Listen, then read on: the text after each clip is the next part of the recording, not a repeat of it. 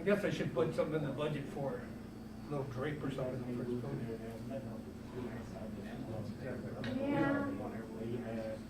Yeah, I mean, that would be a bad idea. We have, That's gonna go away pretty soon.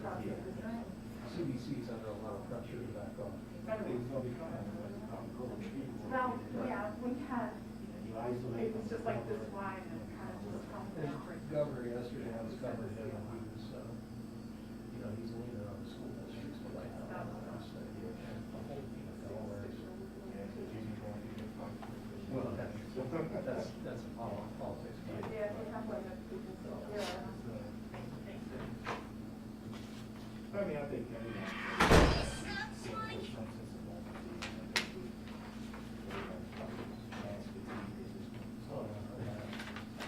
If I hear the word Kenyan, $95 again. I know. In the future.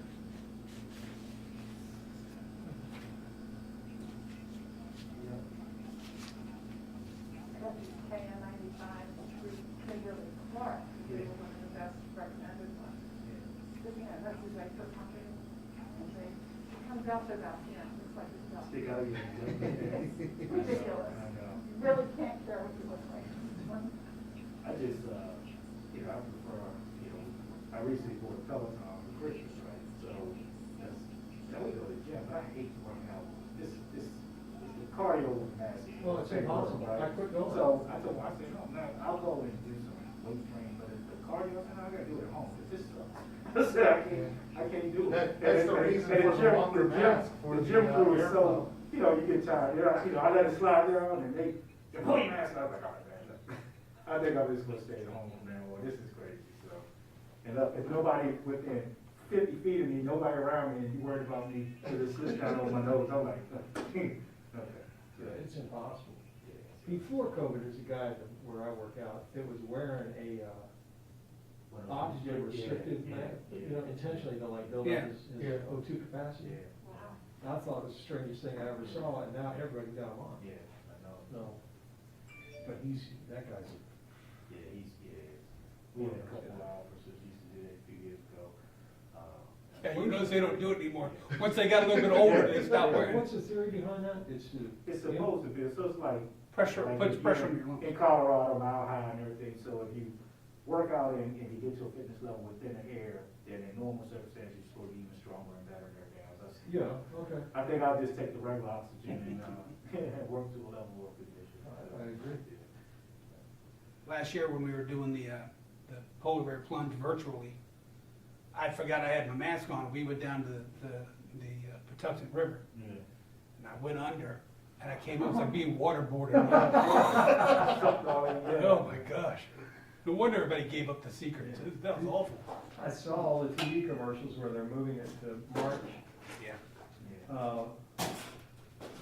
We weren't sure what the numbers were gonna do, and not a good look if it's, 2 days after the governor releases the emergency, the emergency mandate, and then we're all together, yay! Yeah, So, yeah. Wow. the logistics just too big to try to move it in the last second. Oh, my We're God. about to miss out on the party. We're about to start without you. Yeah, well, Always got room for you people. we brought the beer, so Sorry, if it's, sorry. what's up, man? What's going I on? got a package to turn. Yeah. What? No GoPro? What you doing, big today? Yeah, well, you know, David, nice to meet you. I figured this is Thank pretty you. straight. You know what's pulling this out, right? Yeah, but that doesn't do us any good if we got to edit it here. Is that right? Well, how do you know, where am I gonna get it from? My card, you okay? Yeah. Oh, you were gonna give me your card? You right here. Well, shit, if you, why don't you say that, I'll, why don't we just start? Hey, don't let them in on all our secrets. Are you gonna wanna put your mic up there? You- For sound or? Yeah, I mean, not that one, but I'll get it. Okay.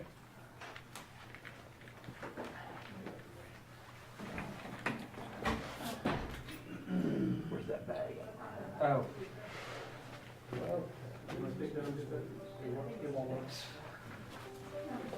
That's the table skirt, right? Yeah. That's right.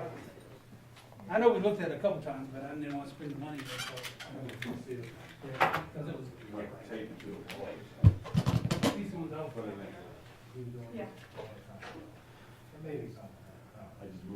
Where's everybody else? It's an LNS event. Huh? It's LNS. Yeah, but that Dion's doesn't, camera's LNS. that doesn't stop Channel 7. I don't think anybody was all that interested in this for a lot of the day. Yeah. I worked at, I was interested fairly early based on the location. Yeah. Thanks for waiting, guys, by the way. No worries. Hey, Don't thank us, we would've left you out cold. what about vinyl? Chief Nesky was trying to, looking out for you. Vinyl seal? Oh, God.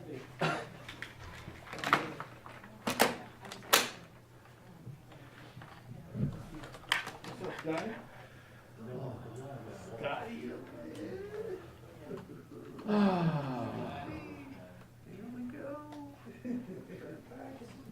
Almost, guys, almost. No worries.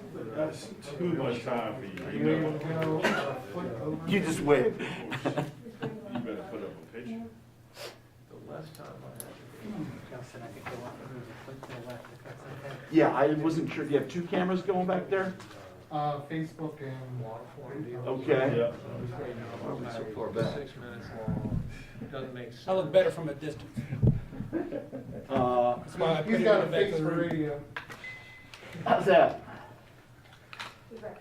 Yes. What we got you, Chief?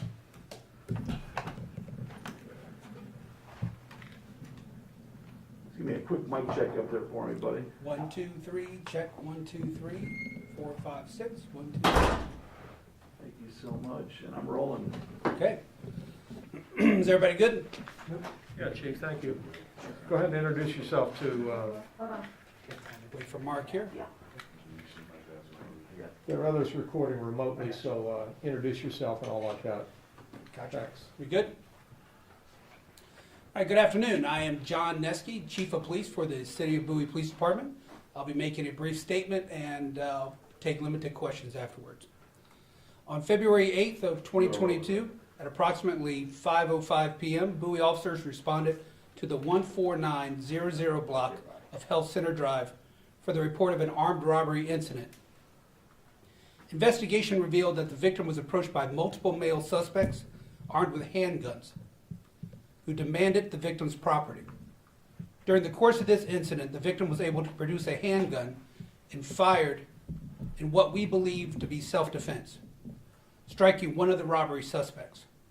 The suspects fled on foot and in a vehicle. Bowie officers searched the area and located two suspects, one of whom was injured during the encounter with the victim. Detectives were able to identify the suspect's vehicle, which had been reported stolen out of Virginia. The vehicle was later identified and pursued by Prince George's County Police Department, and both suspects were apprehended along with two firearms. Dane Gale, 17 years old from Bladensburg, Jonathan Burgess, 16-year-old from Upper Marlboro, and Jaden Jones, 17 years old from Hyattsville, have been charged as adults in the incident. One juvenile male suspect, a 15-year-old from Hyattsville, has been charged accordingly. Jones was transported to a regional hospital for treatment of his injuries, and the investigation continues to determine if this incident is related to similar incidents in the region. I'll be taking any limited questions if there are any. Similar incidents in the region, can you characterize how broad that may be and what jurisdictions? Right now, we're looking primarily within Prince George's County and similar incidents such as robberies and carjackings. I may have, because I'm a little deaf, missed which of the suspects was hit by gunfire and ended up at the medical center over there. Which one was it? That was Jaden Jones. Jaden Jones, very good. And so were the two people that you all were in contact with who were arrested immediately before the car incident, were they the ones that were at the hospital center, or could you characterize how they were caught? Certainly. During the initial canvass of the area, we located the 15-year-old juvenile around the health center property, and Mr. Jones had reported to the health center as a gunshot victim. It was a walk-in. Can you characterize that individual's condition, medical condition? I don't have that at the time, but my understanding that it's not life-threatening. We saw from our coverage earlier in the day that a helicopter appeared to be flying somebody out. Do we know if that individual was flown out for additional treatment He elsewhere? was flown out to another facility. Okay. What can you tell us, please, about the victim and what the victim was armed with and sort of the circumstances of that individual, whatever you can reveal? Victim was a 38-year-old male. He was armed with a registered handgun from another state. Did these suspects actually complete a robbery before the gunfire occurred? In other words, did they get anything from the victim? Yes, investigation showed that property was obtained by the suspects prior to the victim discharging the handgun. Is there anything these suspects particularly have been, you mentioned these other incidents, we'll look into that as things develop. Is there anything they particularly targeted in terms of taking from people or methods or carjacking, anything like that? Well, the only thing that I can rightfully talk about is the incident that we're discussing now at the health center, and that was they appeared to have parked the vehicle and went to look for their target. Just so I'm 1,000% clear, there's Mr. Jones, the 4 juveniles were involved in the carjacking and the attempted robbery itself. The 15-year-old was located somewhere on the hospital property. Jones, who was shot, was literally walked into the health center and reported being shot, and then the 2 others had driven away, and that was the vehicle that you wound up locating. Do I have all that right? That is correct, absolutely correct. Okay. Can you say anything of what you've learned about the car itself that was stolen? I mean, I know you have to imagine there was a big press conference last week with Prince George's County standing next to DC police, just talking about how they're trying to collaborate better on carjackings and instances like this. And I understand you said you're relegated to talking mostly just about this one incident, but investigating broader. So long roundabout way of just kind of asking, what's that communication been like? Have you all been looped into some of the carjacking issues that have plagued the area? And can you say anything about what you've learned about this particular car and whether or not that gleans anything additionally investigatively? This particular car was stolen out of Virginia. It was not involved in a carjacking, just a straight stolen vehicle. I will say that our investigators are in constant contact with Prince George's County and other neighboring jurisdictions, sharing information. I can honestly say that last night when we did have our suspects, we reached out to the county to make sure that there weren't other incidents that were tied to immediately. So the information sharing is very vibrant and constant. Can you say anything about, so this was an attempted robbery, not an attempted carjacking, is that right? The robbery came first. They took his keys in anticipation of taking his vehicle as well. So the suspect was charged with both attempted carjacking and robbery. And can you say anything about just what you said? We're looking into things more broadly. What's that look like from your perspective? I mean, what types of things are you doing and trying to see if there's something that could potentially be bigger at play here? Certainly, we've been in contact with our both municipal and county partners, sharing intelligence and sharing information to see if there are overlapping issues or overlapping trends or descriptions that can lead to other cases or other closures. And I would somewhat assume that you wouldn't bring that up in case, unless you thought there could be something there. I mean, has that information and intelligence sharing led you anywhere yet, definitively or not, that you can say? Not that I can say definitively, but there are avenues of investigation that are being opened, and hopefully more details will be able to be released by those jurisdictions. All right, Chief, what would you just share with the community about, nobody here is over 17 years old, they're armed with firearms, stolen vehicle, 5:05 p.m. I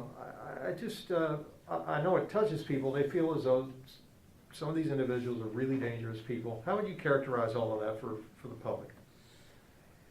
I would agree that these individuals are dangerous people, as evident by their actions last night. I believe that this is probably part of a larger trend that we're seeing in the area and around the region especially as it pertains to juvenile crime at the moment. Unfortunately, I don't have all the answers as to how and the whys and the what fors. But when you look at an overarching pattern that we're seeing in the region, it does seem to have more violent crimes being committed by juveniles. Do you have any feelings about what may seem to be empowering kids at this age to do these things? I think there's a confluence of things happening. Again, I don't have all the answers, but if you just look at the adult population and the rise of assaults and bad behavior and frustration, think about dealing with it as a juvenile and lacking the maturity to process some of the things that are happening in the world today. It's going to lead to, if you don't have those support systems, if you don't have any other kind of boundaries or guardrails on the system, you're going to get these kind of actions, I think. Great, and could you fill in a detail for us, please? The white car fled, and there was, according to the release here, a chase and a crash later. I'm unclear what the time frame was, where that occurred, and all the rest of it. Certainly, the chase of the white vehicle happened around 9:00 p.m. last night, and the pursuit ended in Glendale. And there was a crash, and any of the individuals that hurt there? Not to my knowledge. Okay, and that was Prince George's County that was taking care of that end of it? Yes. Okay, Glendale, got it. You happen to have a 100 block on the Glendale crash? I don't have it in front of me, but I could probably try to find it. I'll talk to you after we're done then, thanks. Certainly. Sorry, just so I'm 100% clear in characterizing things correctly. The opening of investigative angles, is it specifically relegated to these people, these juveniles who you have arrested, or is there, when you say open investigative angles, specifically with them, bigger picture? I'm just kind of curious. Sure. The investigative angles are pertinent to the suspects that we're speaking of. So what has happened is we're sharing intelligence.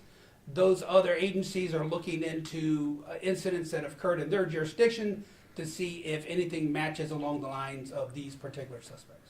Hey Chief, are there any details you can give us on the weapons, because they're in the news?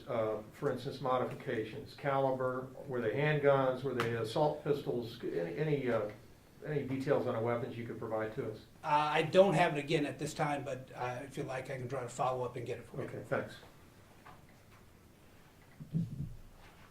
Okay, any further questions? All right, while I do have your attention, I would also like to point out that we had a closure in our homicide, our first homicide of the year. The Prince George's County Homicide Unit identified and arrested a suspect in connection with the fatal shooting in our city in early January. The suspect is an 18-year-old Nicole Saunders of Bowie, and he's charged with murdering 24-year-old Eugene Kelly Gray of Bowie. Hey Chief, before I let you go, one of my colleagues just texted me. Tell us about why you made the choice on charging as an adult for 3 of these teenagers. Severity of the crime, and the fact that it involved weapons. Sergeant Moten, you're requested at the front desk for citizen assistance. Sergeant Moten, citizen assistance at the front desk. Thank you. Aside from Sergeant Moten being called someplace, are there any other questions?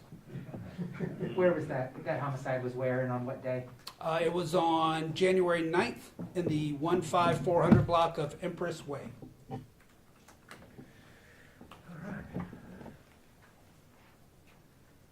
Thanks for being so generous with your time. Appreciate it. No worries. Really appreciate it. And thanks for waiting. No worries.